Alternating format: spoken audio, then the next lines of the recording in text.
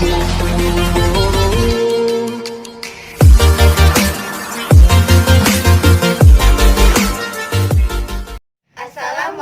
warahmatullahi wabarakatuh. Kami mahasiswi Multidata Palembang dari Prodi Akuntansi kelas AK2A ingin memenuhi tugas hukum bisnis dengan dosen pengampu Ibu Rahmawati. Tema yang akan kami bahas pada hari ini adalah Hukum Perlindungan Konsumen. sebelum kami memasuki video penjelasan materi, kami akan memperkenalkan diri kami terlebih dahulu. Nama saya Aulia Firani. Saya Priscilla Patricia Adrani. Saya Juliana Pratiwi. Dan saya Nurandara Oktaviani. Selanjutnya kami akan menampilkan video materi yang akan kami bahas. Apa sih yang dimaksud konsumen dan perlindungan konsumen? Konsumen adalah pihak yang memakai atau menggunakan suatu barang atau jasa yang diproduksi oleh produsen dan digunakan baik untuk kepentingan pribadi maupun orang lain tanpa menjual kembali barang atau jasa tersebut. Perlindungan konsumen diatur dalam Undang-Undang Nomor 8 Tahun 1999 tentang Perlindungan Konsumen. Dan dalam Undang-Undang Perlindungan Konsumen Nomor 8 Tahun 1999 pada pasal 1 ayat 2 menyebutkan bahwa konsumen adalah setiap orang pemakai barang dan atau jasa yang tersedia dalam masyarakat baik bagi kepentingan diri sendiri, keluarga, orang lain maupun makhluk hidup lain dan tidak untuk diperdagangkan.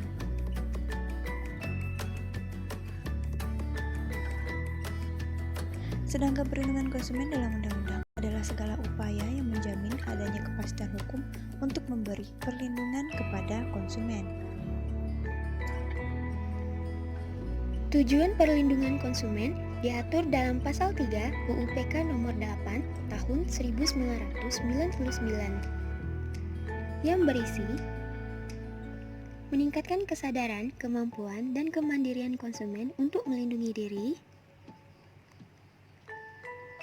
mengangkat harkat dan martabat konsumen dengan cara menghindarkannya dari akses negatif pemakaian barang dan atau jasa,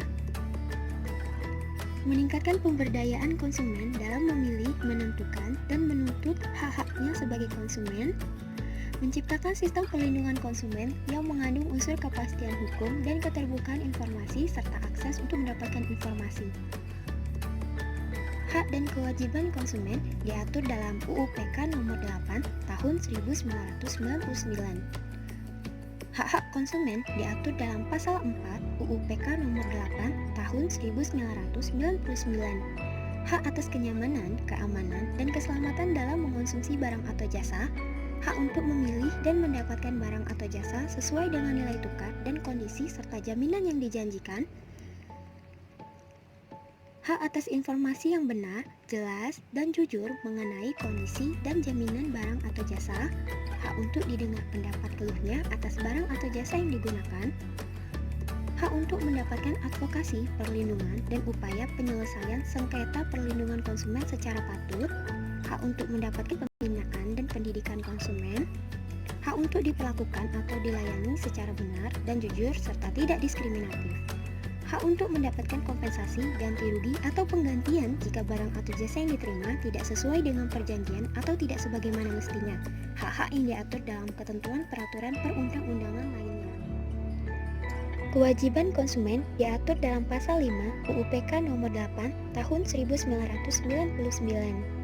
Membaca atau mengikuti petunjuk informasi dan prosedur pemakaian atau pemanfaatan barang dan atau jasa demi keamanan dan keselamatan, beritikat baik dalam melakukan transaksi pembelian barang dan jasa, membayar sesuai dengan nilai tukar yang disepakati, mengikuti upaya penyelesaian hukum sengketa perlindungan konsumen secara patut.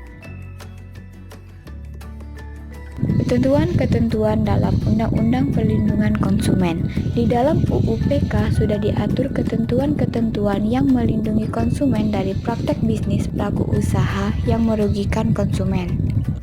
Dalam UU PK diatur mengenai hak dan kewajiban pelaku usaha, hak dan kewajiban konsumen, perbuatan yang dilarang bagi pelaku usaha dalam hal penyediaan atau perdagangan barang atau jasa.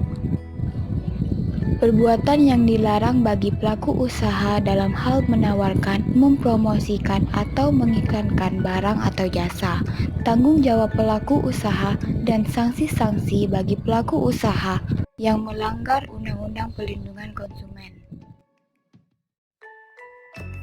Pastinya kita sebagai konsumen terkadang merasakan beberapa hal yang kurang menyenangkan ketika membeli suatu barang ataupun jasa.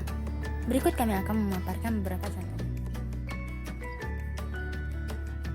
Contoh kasus yang pertama, ketika kalian membeli barang secara online dan ternyata penjualnya tidak amanah. Karena pada saat barang tersebut sampai, jumlah barang yang diterima tidak sesuai dengan jumlah barang yang telah dipesan. Itu sangat menyebalkan, bukan?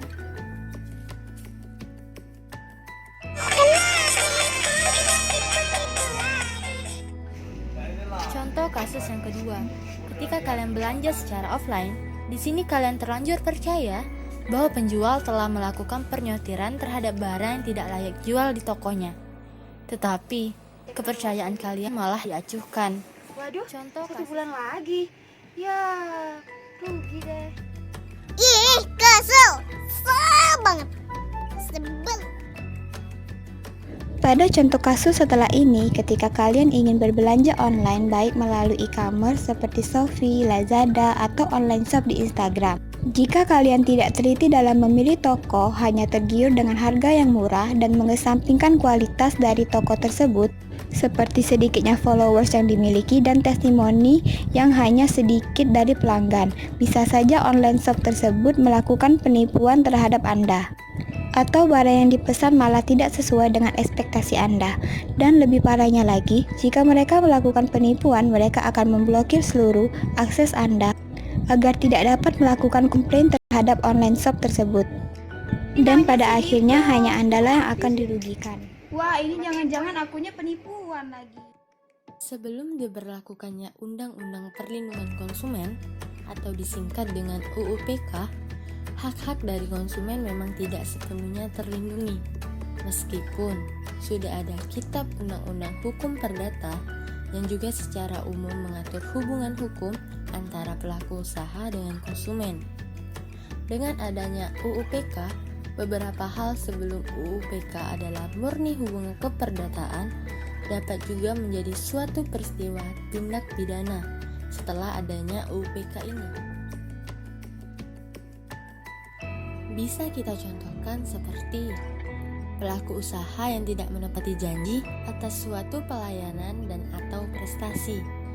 Sebelum adanya UU PK, hubungan hukumnya adalah murni keperdataan atau prestasi. Lebih tepatnya, hal tersebut tidak dapat dilaporkan ke kepolisian. Akan tetapi, setelah diberlakukannya UU PK, maka konsumen yang merasa pelaku usaha tidak menepati janjinya atau prestasinya dapat melaporkan hal tersebut ke kepolisian untuk dapat diproses sanksi pidana. Maka, dan juga perlu diperhatikan bahwa penuntutan pidana hanya dapat dilakukan terhadap pelaku usaha dan atau pengurusnya saja.